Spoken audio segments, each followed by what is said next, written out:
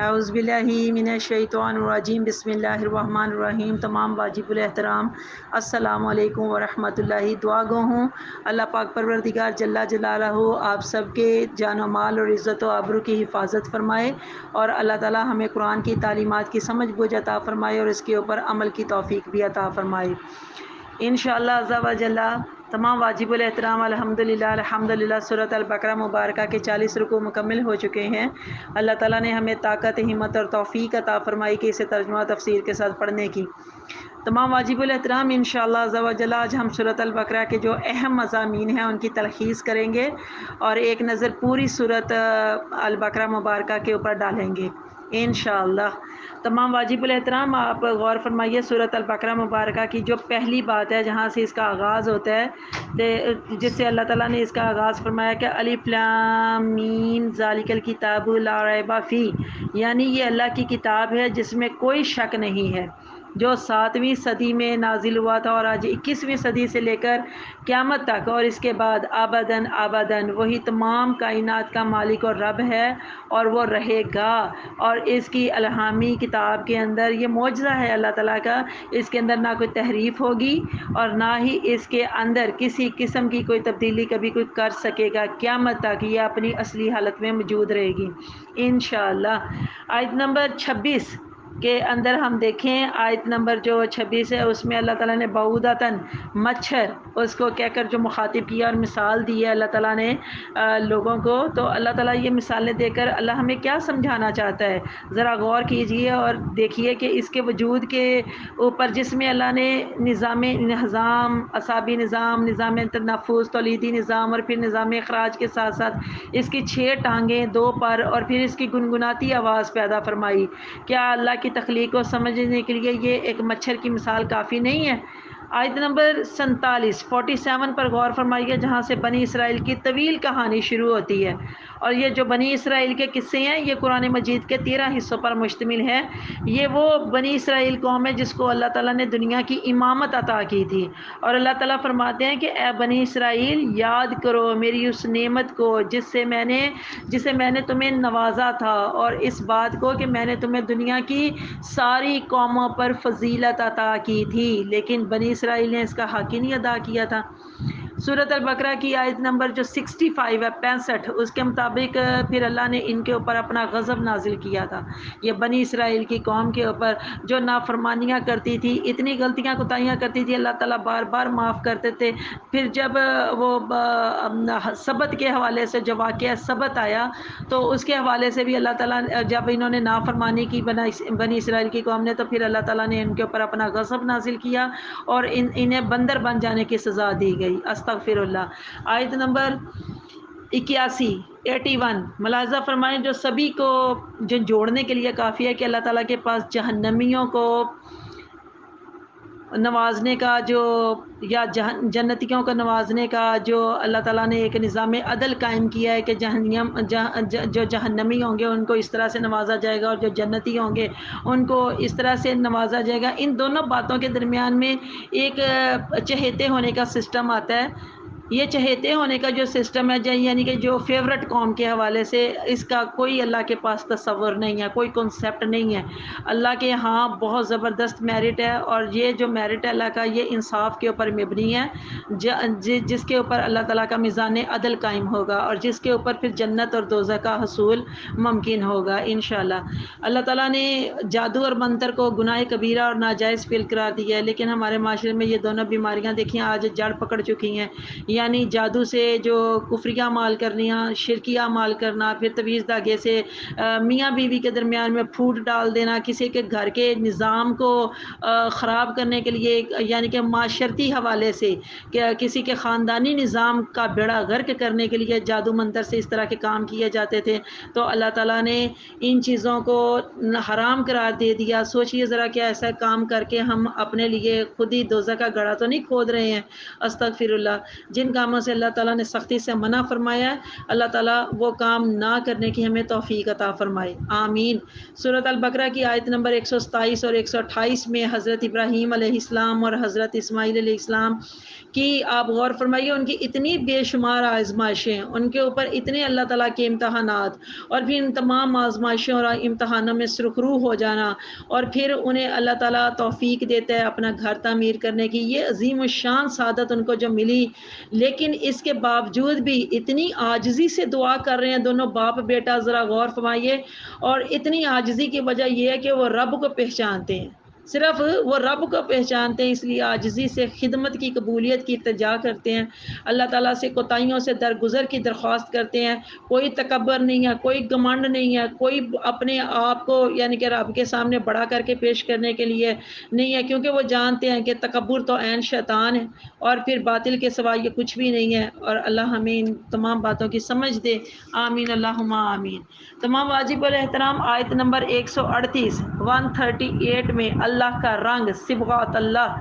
سب سے اچھا رنگ قرار دیا گیا ہے، جو اللہ کا رنگ ہے نا وہ سب سے اچھا رنگ قرار دیا گیا ہے، کیونکہ اللہ کا رنگ پکا رنگ ہوتا ہے، اور اس رنگ سے مراد قرآن اور سنت کا رنگ ہے، قرآن کا رنگ اور سنت کا جو رنگ ہے نا یہ اللہ کا رنگ ہے، اور جتنا جس کا ایمان پکا ہوگا اتنا ہی اس کے اوپر اللہ کا رنگ پکا ہوگا، بے شک۔ پارہ نمبر 2 جب شروع ہوتا ہے تو اس میں سورۃ البقرہ کی آیت نمبر 143 آتی ہے، 143، اس کے مطابق اللہ تعالیٰ نے مسلمانوں کو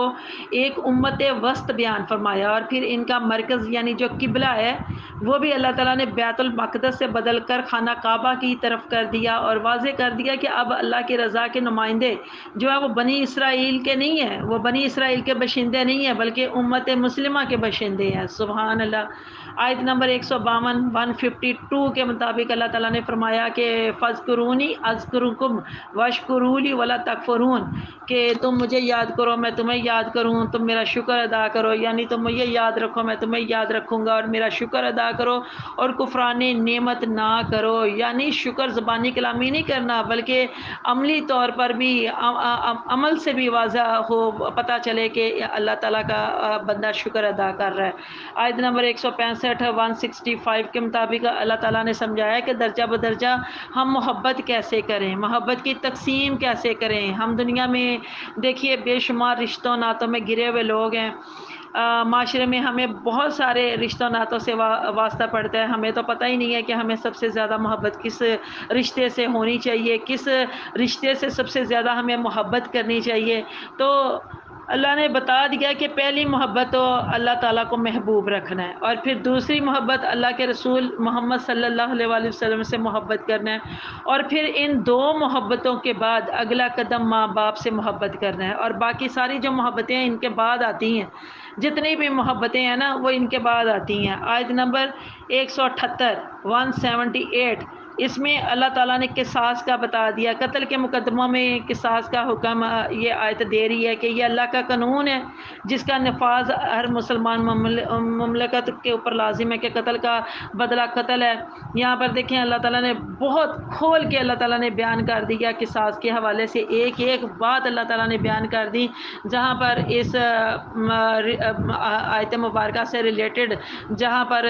اس رکوع کی آئی ہے تفسیر، وہاں پر ہم نے ڈیٹیل کے ساتھ اس کو بیان کیا تھا۔ تو آج کے دور میں آپ دیکھیے سعودی عرب اس کی جیتی جاگتی مثال ہے، جہاں قصاص کا یہ جو نظام ہے یعنی خون کا بدلہ خون، یہ لاگو ہونے کی بنا پر اس جرم کی شرح دنیا میں سب سے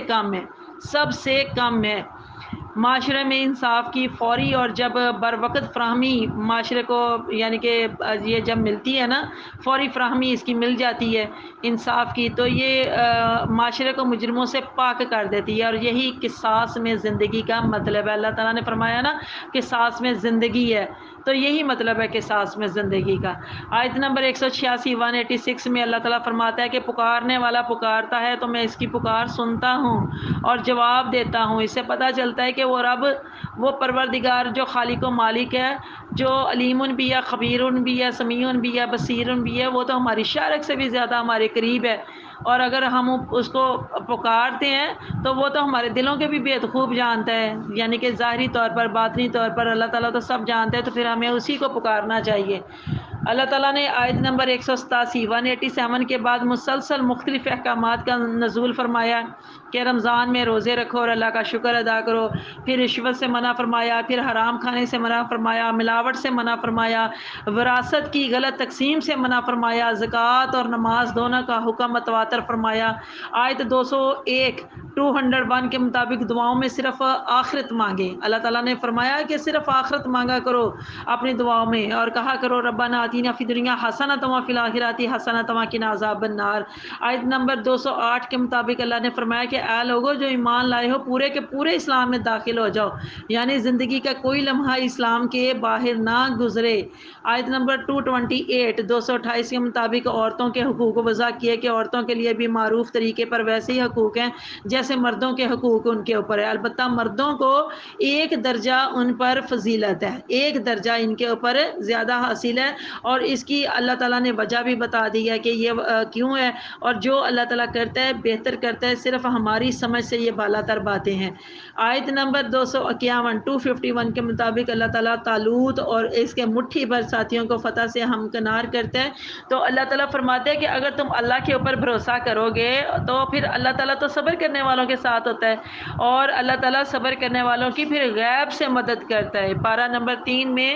سورۃ البقرہ کی جو آیت نمبر 256 ہے 256، اس میں دیکھیں جو طاغوت کا لفظ آیا کہ شیطان کو طاغوت کہا گیا، اسی طرح اللہ تعالیٰ نے نمرود اور فرعون کو بھی اللہ نے طاغوت کہا۔ جتنے بھی یہ بڑے بڑے شیطان ہیں سب کو اللہ تعالیٰ نے طاغوت کہا، اور ان کی جو طاقتیں ہیں ان کو طاغوتی طاقتیں یعنی شیطانی طاقتیں اللہ تعالیٰ نے فرمایا۔ آیت نمبر 263 کے مطابق اللہ تعالیٰ نے فرمایا کہ اچھی بات کہہ دینا،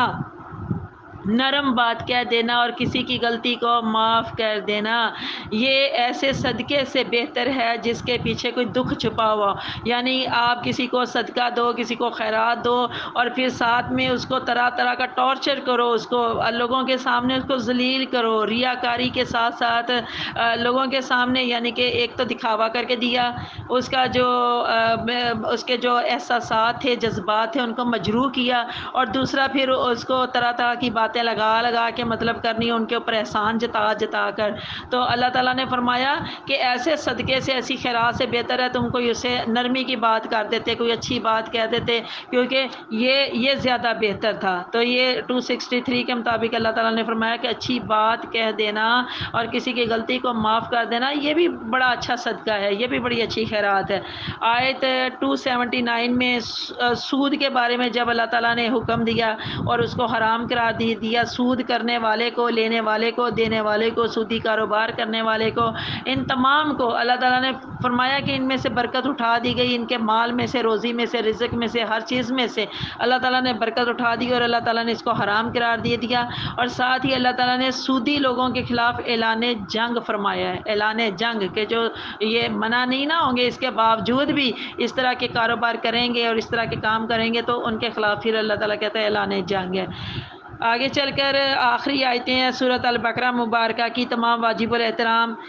285 286، یہ دعائیہ کلمات ہیں جو اللہ تعالیٰ نے بڑے خوبصورت انداز میں سکھائے لوگوں کو کہ اس طرح سے مانگا کرو کہ یا اللہ ہم سے اس طرح کا مواخذہ نہ کرنا، یا ہم سے اس طرح کا بوجھ نہ اٹھوانا جس کے اٹھانے کی، جس بوجھ کی یا ذمہ داری کی ہمیں برداشت کرنے کی یا اٹھانے کی طاقت نہیں ہے، ہمت نہیں ہے، قوت نہیں ہے، تو یا اللہ بس ہمیں معاف کر دینا۔ یہ بڑے خوبصورت انداز میں اللہ تعالیٰ نے، اور جو رات کو پڑھ کے سوئے گا اللہ تعالیٰ نے اس کی بخشش بھی فرمانے کا اللہ تعالیٰ نے وعدہ فرمایا، اور ساتھ میں